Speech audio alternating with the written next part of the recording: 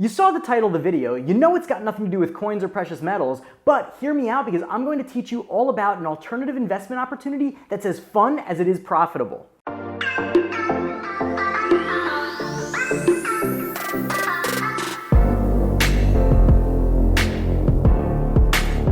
Hello everybody, Silverpicker here, and today's video is definitely a departure from the norm because we are not talking about coins, we are not talking about precious metals, but instead we are talking about investing in Magic the Gathering cards. And you heard me right, I didn't say collecting Magic the Gathering cards, I said investing in them. And if that sounds strange to you, then watch on.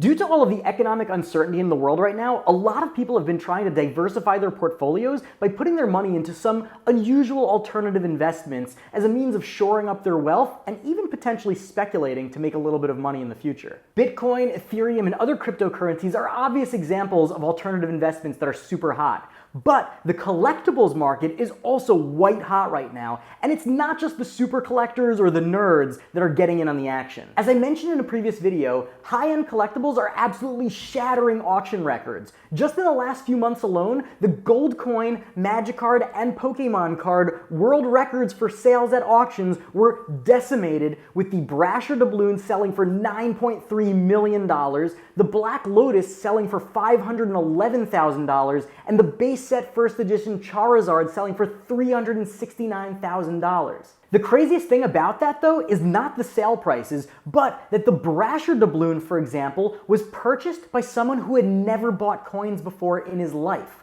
Why is that significant? Well, because that means that savvy, intelligent, super rich investors are taking the collectibles market very seriously. And that is a really good sign for people like us that want to get in on the action too. Well, anyway, this video is going to be the first in my new series all about alternative investments. And if you don't want to miss any, you gotta make sure to hit that big old red subscribe button. Take a moment to hit it right now and that little bell next to it so you don't miss a beat. And if you think about it, smash that like button just like these collectibles are smashing auction records. Because if you do, you will make this guy one happy silver picker.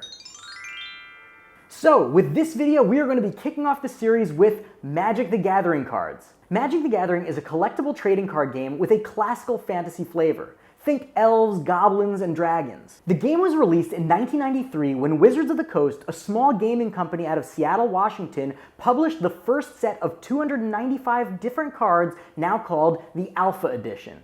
The game was an immediate hit, and since then, Wizards, which is now owned by Hasbro, has released several new sets each year with over 20,000 unique cards in total. Aside from the fact that it's an incredible strategy game with gorgeous art and really fun gameplay mechanics, the secret to Magic's success actually has to do with the back of the card. And that is that it hasn't changed since 1993, which means that even though the front can change, the cards are all different, and even the design of the front has gotten a facelift over the years, the back has remained the same, making all cards from 1993 all the way through the present able to be played together. So the game is one continuous game that continues to grow and get more and more exciting with every single new set released. Since Magic launched, the game has gotten increasingly more popular every single year. But in September of 2018, when Wizards launched MTG Arena, the online version of Magic, the game absolutely exploded, increasing its active player base to over 35 million players worldwide. And if you were wondering, it's not just these nameless, faceless hordes of nerds out there playing. There are actually a lot of mainstream celebrities even that reportedly play the game, including Joseph Gordon-Levitt, Vin Diesel, and Post Malone. Oh, and of course, yours truly, Silverpicker. I've been playing this game since 1995, and it is absolutely incredible. Even if you decide not to invest in these cards, I highly recommend you try out the game. So I think by now I've convinced you that there's obviously a thriving market for Magic the Gathering cards, but the question still remains, what makes a Magic card valuable? And even more important, what makes a Magic card investable? Like most collectibles, the two main factors that contribute to the value of a Magic card are rarity and condition. But with Magic cards, there is a third factor, and that is playability. Meaning, do people actually want to use the card to play with in their decks? Condition is fairly obvious, but rarity and playability are less so. In terms of rarity, in Magic the Gathering, there are two ways to look at it. The first is the designation that Wizards gives to the individual cards. They designate each card either as a common, an uncommon, or a rare, and they print them in quantities commensurate to those designations. So in a given set, it's pretty reasonable to assume that a rare is going to be more valuable than an uncommon or a common. But in addition to designated rarity, there's also the more classical definition of rarity at play here as well, which is of course, how hard is it to actually get your hands on a card for a reasonable price? And to illustrate that, we can look at this card. This card is technically designated as a rare. You can tell that because it has a little gold symbol over here. But if I wanted to, I could go on eBay or various other sites and pick up probably 100 copies of these for less than $1 each. So how rare is that actually?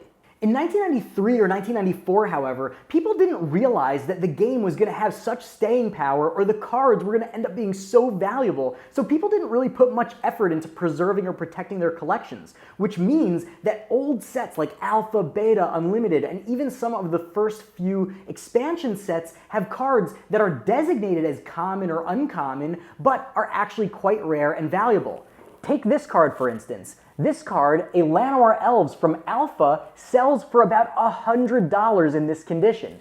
You can get the same card with the same name and the same art that was reprinted in a later edition for about 15 cents. So that's rarity. But how does playability factor in? Well, essentially, even if a card is rare, but it is such a bad card that no one wants to play it anymore, no one wants to include it in their decks, the card is not going to be that valuable. So even if it's an old card, a rare card, it might be worth some money, but it's not going to be worth nearly as much money as an equally rare card that is actually playable and good. Take these two cards, for example. Both of these cards were printed in Alpha, and both were designated as rares, meaning they were both printed in roughly the same quantities. Now, Pure Lace, on the one hand, is widely seen as the worst rare in Alpha, and the Black Lotus is widely seen as the best. Now, assuming the same condition, let's say lightly played, Pure Lace would sell for about $100 or $200. Now, that's still great for an old piece of cardboard, but the Black Lotus in the same condition would sell for $50,000 to $150,000. That just shows you the impact that playability has on these values. So a card that is still relevant to the game today is going to be worth significantly more than a card of the same rarity from the same set in the same condition that has no relevance to the game. This example illustrates the incredible impact that playability has on the value of a Magic card, meaning that a card that is still relevant to the game today can be worth hundreds or thousands of times more than an equally rare card from the same set that has no relevance to the game anymore. So now you know the basics of what makes a Magic card valuable. In a nutshell, it's rare and it's good.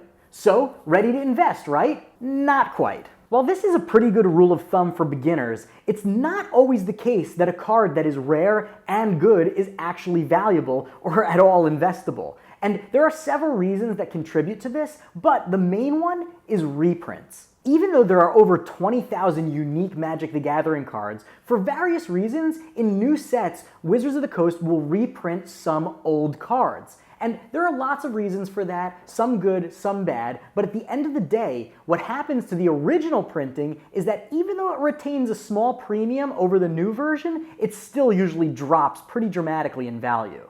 A great example of this is this card. This card is called Azusa Lost But Seeking. It was originally printed in 2004 in a Japan-themed set called Champions of Kamigawa. In 2019, it hit a peak value of $50 a copy. That's fantastic.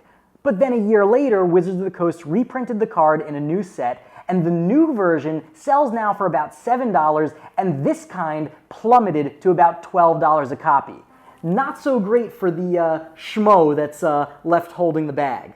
So knowing this, why would anyone in their right minds spend hundreds, thousands, or even hundreds of thousands of dollars on a Magic card that they knew could be reprinted in future sets and have the value drop like a rock? Well, they wouldn't if it weren't for such a thing called the reserved list. Wizards understands that the secondary market is critical to the long-term success and survival of the game. I mean, think about it. If you spend thousands of dollars on your collection and then it all goes to zero, what will compel you to continue buying cards? Nothing. So that's why the incentive is there for Wizards to continue to support and protect the secondary market. One of the ways it does this is with the reserved list. The reserve list is a list of 572 cards from the early days of Magic that Wizards has pledged to never ever again reprint in any future sets. They've even gone so far as to pledge not to play any games like reprinting the same functions on the cards but with different names or different art. They won't even do that. So these cards are truly protected. This means that the supply of cards on this list will never increase. That means that your Black Lotus will never ever again be reprinted and will theoretically only get rarer and rarer and potentially more and more valuable as the years go on. Now with 572 cards on the list, there are some that are very obvious why they're there. They're really, really powerful. However, there are also some strange ones that it's kind of perplexing why they're on the list at all. They're not very good and they're not very valuable. But if you stick around to the end of the video, I'm going to show you some potentially really, really good opportunities that you can get in at the ground floor with some of those junkier reserve list cards. But for now, let's start with the heavy hitters. Well, we've already talked about the top dog, the Black Lotus, which is undeniably the best card ever printed, and of course, the most valuable. It was printed in Magic's first 3 sets, Alpha, Beta, and Unlimited. Now, you might not realize, but those 3 sets are actually all basically the same set, but with 3 different print runs that had to happen because the game got really, really popular. So they're all basically the same, but they have slightly different appearances. So Alpha and Beta both have black borders, but with Alpha having rounder corners on the cards, and Unlimited has white borders. That's how you can tell the difference. Now it might be top dog, but the Black Lotus is not alone in power level, and it's typically grouped with 8 other powerful cards, specifically the 5 Moxes, one for each of Magic's 5 colors, Time Walk, Time Spiral, and Ancestral Recall. These 9 iconic cards are collectively termed the Power 9. These cards gain their players' advantage by granting them extra cards, extra mana, the resources of the game, or even extra turns, giving them a huge edge over their opponents that don't play such cards. As desirable as these cards are to players of the game, they're even more desirable to investors. These cards are worth a fortune. The least expensive example I could find online was a Time Walk in absolutely horrible condition that still sold for $2,000 on eBay. And guess what? That was a steal. Power 9 cards in mint condition graded by PSA, BGS, or CGC, the 3 main grading companies, regularly sell for tens of thousands of dollars, easily. But it's not just the Power 9, and it's not even just cards that were printed in Alpha, Beta, Unlimited, or some of the older, rarer expansion sets. It's also cards on the reserve list that were printed in heavily printed sets like Revised that are shooting up in value right now. Let's take these for example. These are all Revised Dual Lands.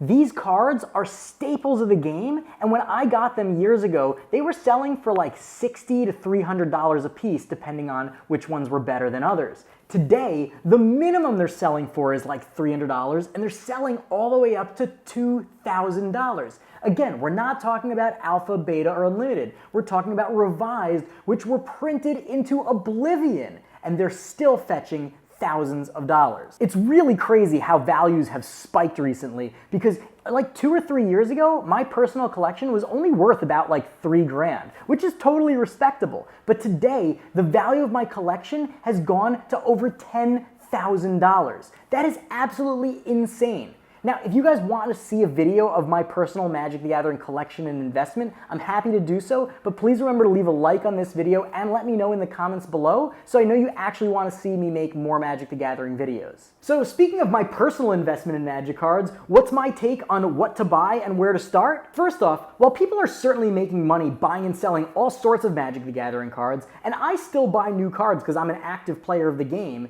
in terms of investment, I would not even consider touching a card that's not on the reserved list. Now, if you're new to my channel, please note I'm not a financial advisor, nor do I plan on becoming one. These are just my own opinions about the market. And if you are interested in investing in anything, but especially alternative investments like Magic the Gathering cards, please make sure to do your own thorough research and come to your own conclusions about what to do based on your own personal investing philosophy. While I won't say that Magic the Gathering cards are the main focus of my alternative investment strategy, I will say that I have been putting in a fair amount of resources into these assets as of late. Specifically, I'm working on expanding my position of rare, older reserve list cards and beginning to dip my toes into the Power 9. Specifically, most recently, I purchased my first piece of power, which is this unlimited Mox Pearl. This one's in really good shape for the price. I paid $2,400 for it about 2 weeks ago, and I've already received an offer for $3,000 from one of my buddies. I turned him down because I believe that in short order, this card will be worth $10,000. Personally, I really want to focus on more Power 9 and more Dual Lands because I think all of those are timeless, iconic cards that will always be applicable to the game and therefore will likely go up in value as the years go on. Now, to that point, if any of you watching at home are former players that have old collections that want to sell them, please let me know because I would be very interested in buying them or potentially trading for silver or numismatic coins. If you want to make a deal, reach out to me on Instagram at thesilverpicker or email me at thesilverpicker@gmail.com. Let's make a deal. Now, before we sign off, I did say that there is one other really interesting opportunity with reserve list cards, and that is specifically speculating on quote-unquote bad reserved list cards. Believe it or not, there are still some reserved list cards that sell for less than $1. I mean, they're terrible cards, but they're also less than $1. Now, I certainly can understand why you wouldn't be interested in investing in these cards, but there are two good reasons why they may go up in value. The first is simply that as Magic gets more and more popular and the cards become more and more ingrained in society as collectibles that are indeed worth investing in, all of the older reserve list cards will simply just go up in value because they'll be seen as symbols of storage of wealth, much like many other different types of collectibles that are simply rare and therefore are valuable.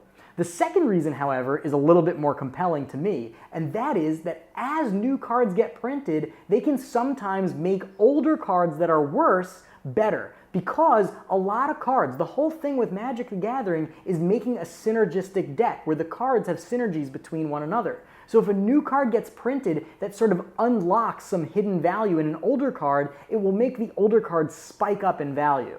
Now, if you are truly interested in getting into investing in Magic the Gathering cards, I would be more than happy to help. Again, you can reach out to me on Instagram at thesilverpicker or email me at thesilverpicker@gmail.com, and I'd be happy to help get you started with this amazing game and potentially this incredible investment opportunity. So, what'd you guys think of my first video on alternative investments? Did you like it? Well, I'm planning on doing at least one of these a month, so if you want to hear about a particular alternative investment, please put it in the comments below and I will do my best to make a video on it. Well, in any case, I've got a lot more awesome videos about coin collecting, precious metals investing, personal finance, and now even alternative investments all coming down the pike, so stay tuned, and until then, Silverpicker out. A huge thank you to all of my wonderful patrons. We hit 70 patrons this week. Holy moly! If you are not yet a patron, click the link below to support my channel and join in the fun in my Patreon-only Discord server. I'm looking forward to seeing you there.